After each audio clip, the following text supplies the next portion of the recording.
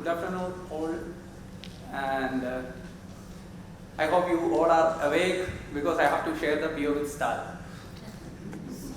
Because of course, OPAS is about sharing, it's not a monopoly.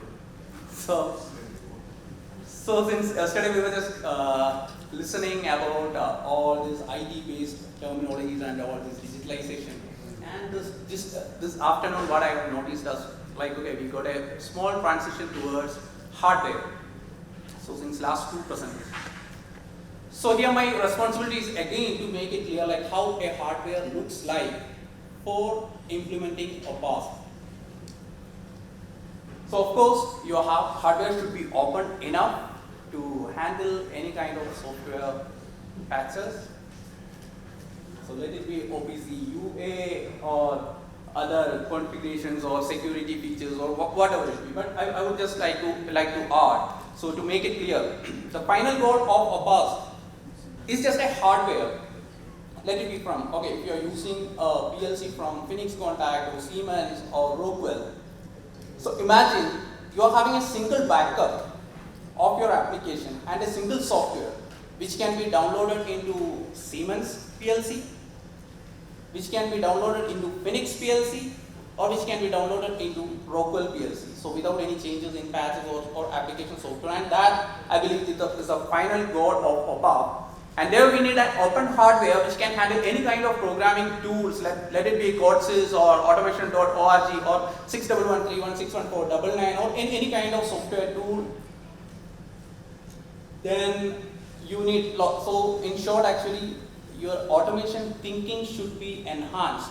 So let it be like, okay, the hardware should give you enhanced freedom to handle with or to play with any kind of software.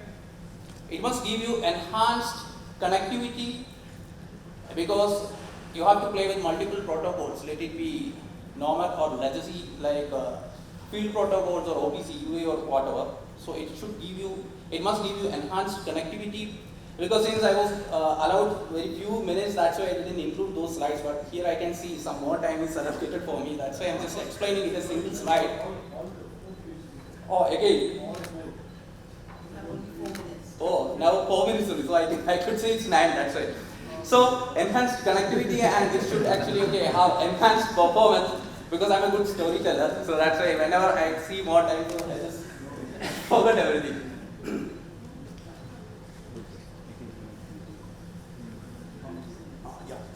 So the hardware architecture should look like this.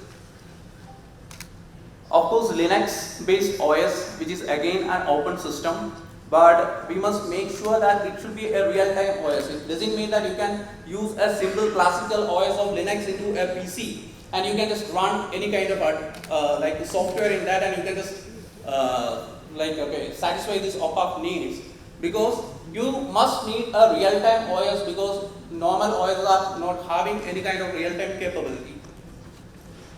Of course, industrial cyber security is required. You should have enough freedom to play with any of the programming languages, let it be C, C# or MATLAB Simulink or Eclipse, Python, Java, .NET. So any kind of programming languages we must be able to handle, because on the course of time, like again another 3-4 years are there for the complete implementation of OPAS, but your hardware should be capable enough for that.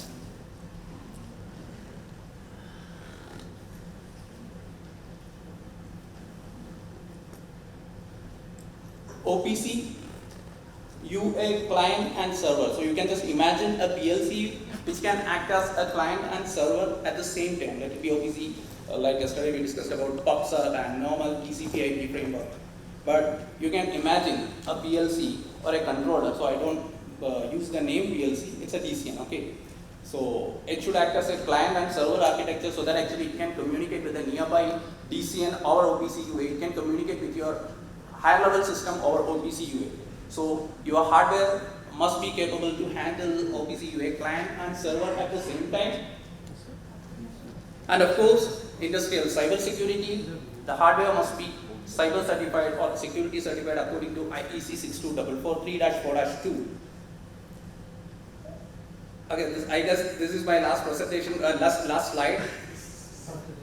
Over the course of this slide, I didn't mention the name of my hardware because it's not a marketing presentation from Phoenix. It's just actually for the concept.